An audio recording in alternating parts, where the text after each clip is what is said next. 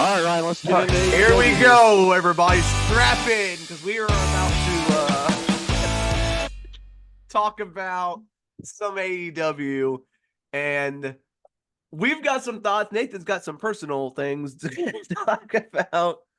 Let's get into this Dynamite. This was the episode where they revealed the footage that everyone was talking about. We didn't talk about it last week because that stuff came out after we had already filmed and recorded. So we didn't talk about them releasing the footage, but they put out a tweet during Mania talking about, or before Mania, whatever, talking about how they were going to release the CM Punk footage from London. And they did. And it wasn't much.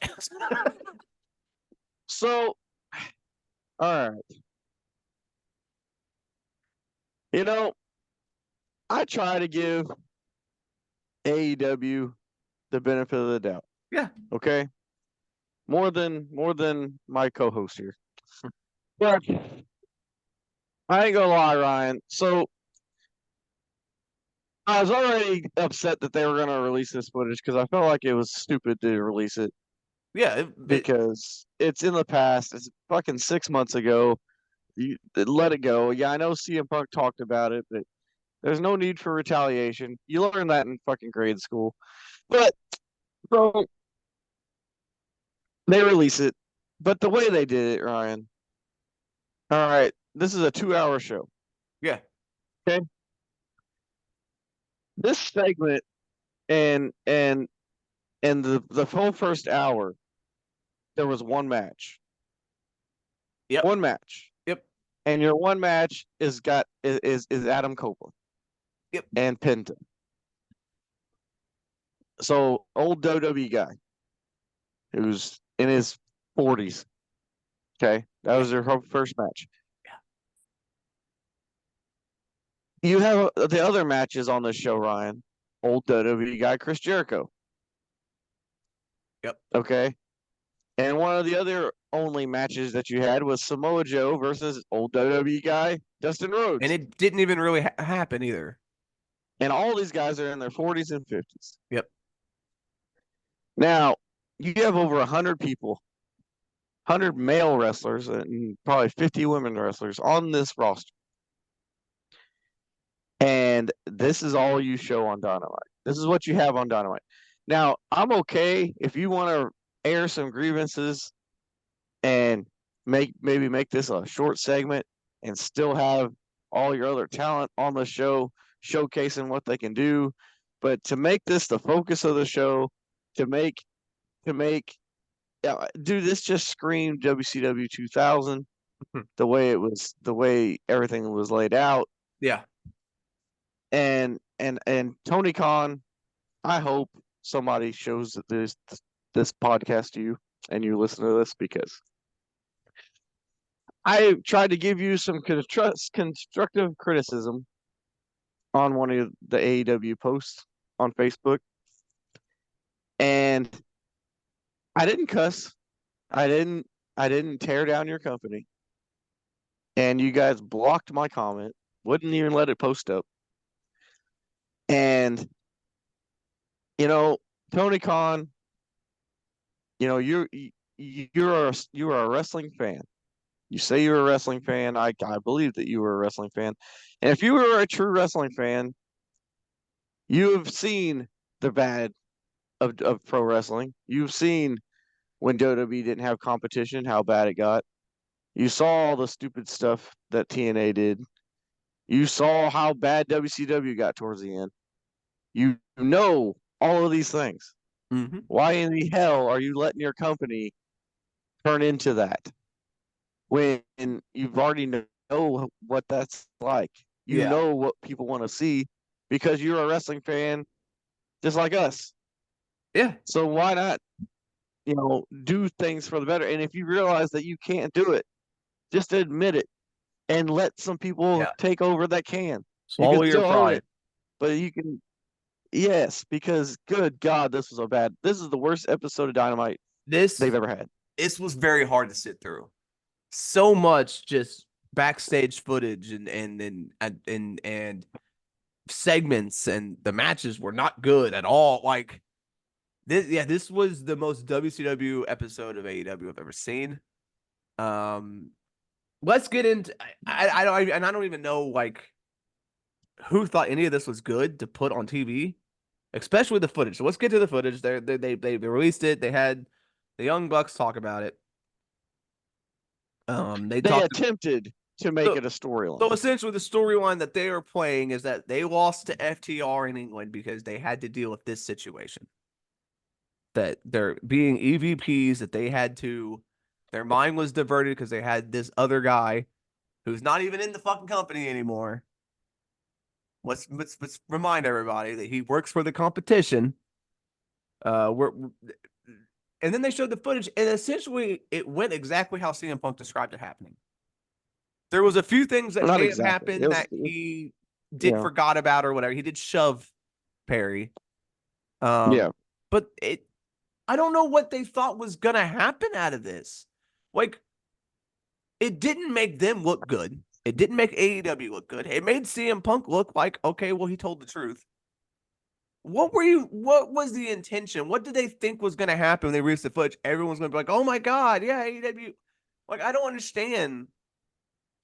yeah. And I've seen clips in the crowd of when they showed this clip, Yeah, and the AEW crowd was chanting CM Punk. yeah, They were booing. They were booing the segment, yeah. It's and you have FTR come out and try to.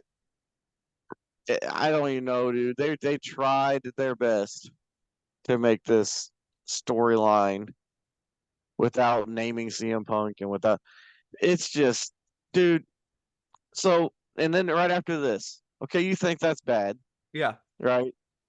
Then right after, you have Will Ospreay come out because Triple H made some comments on the Pat McAfee show Mm-hmm. before WrestleMania that most people didn't even watch, and a lot of people had already forgotten about. And he didn't even mention him by name either. So those Yeah, comments could have been about anybody in the wrestling business. yep. And So then so you have him come out and talk about how Triple H didn't doesn't want people that don't want to do the grind, and then he says the only grinding you did was on the boss's daughter, and that's why you got your like what the fuck. so And so so this show was focused on two people that aren't even in this company, Triple H and CM Punk. and it's one thing, okay, you're gonna call out Triple H. The grind. Triple H has been doing this business for 30 years. I'm pretty sure he knows more about wrestling than Will Ospreay does. B, that's the oldest joke you can say about Triple H. Triple H was already a main eventer before he married Stephanie. Yes, would he be in the position he's in now if he never married Stephanie? Maybe not.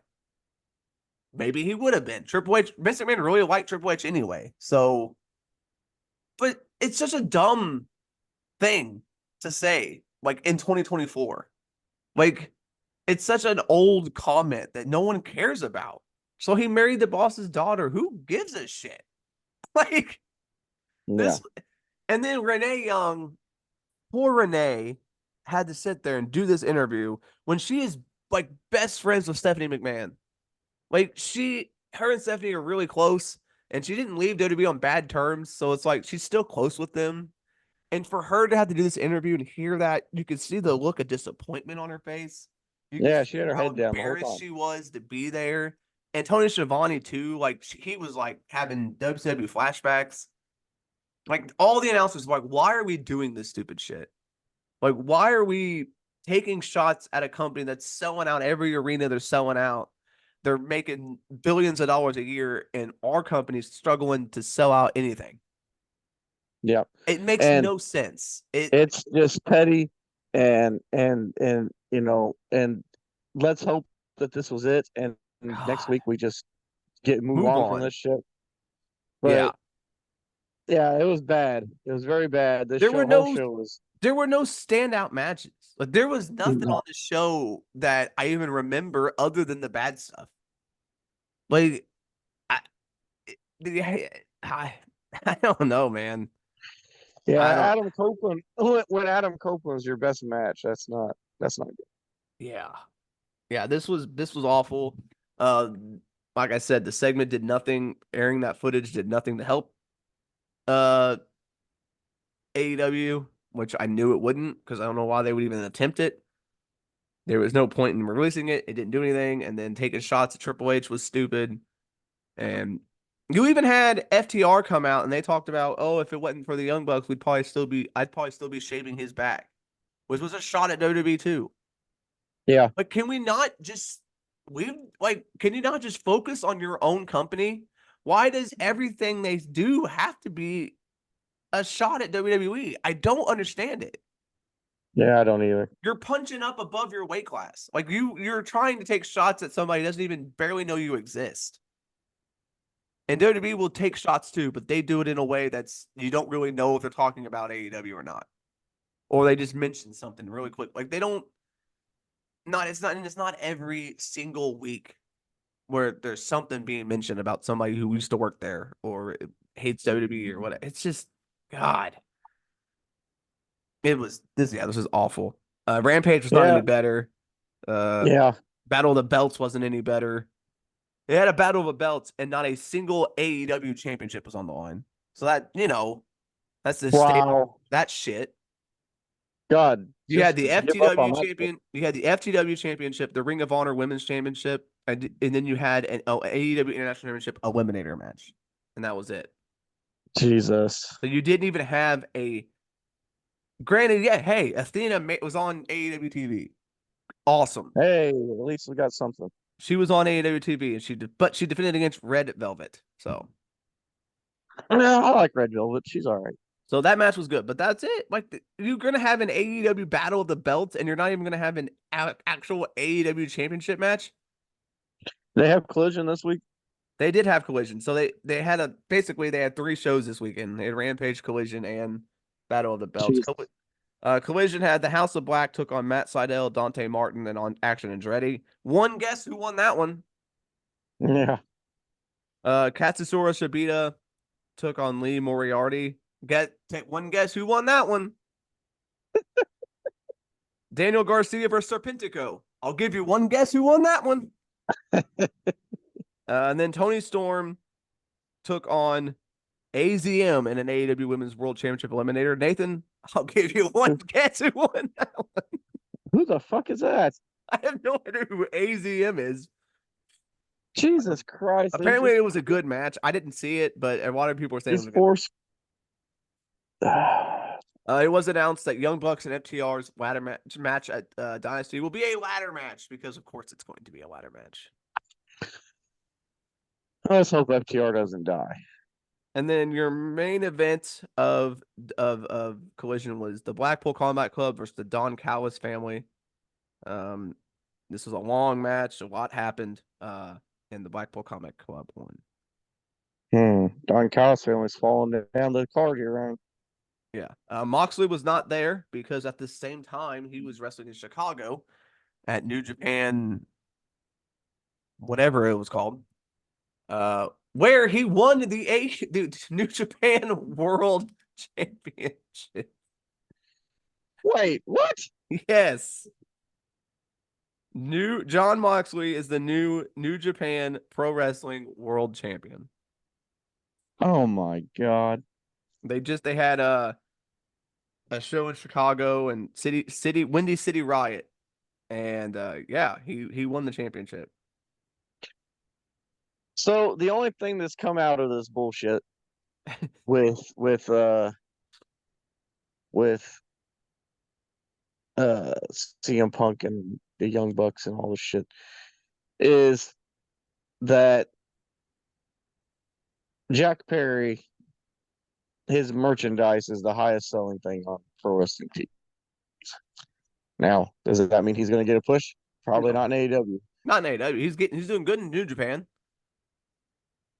Yeah, so I don't know. We'll see. We'll see what happens with that. But yeah, he wrestled. He did get I beat just do in New Japan though.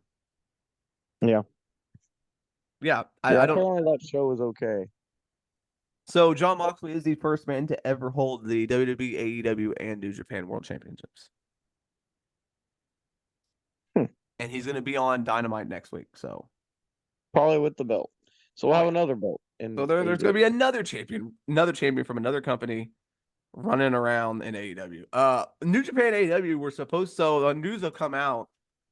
It may have been under the radar because everyone was talking about everything else, but it came out that they're going to have to move. They were supposed to do Worlds Collide or not Forbidden Door, I guess is what they call Yeah. it. It was supposed to be at the tennis stadium in New York, where they do Grand Slam. But Uh-huh. apparently, New Japan said, "Yeah, we're not paying for half of that.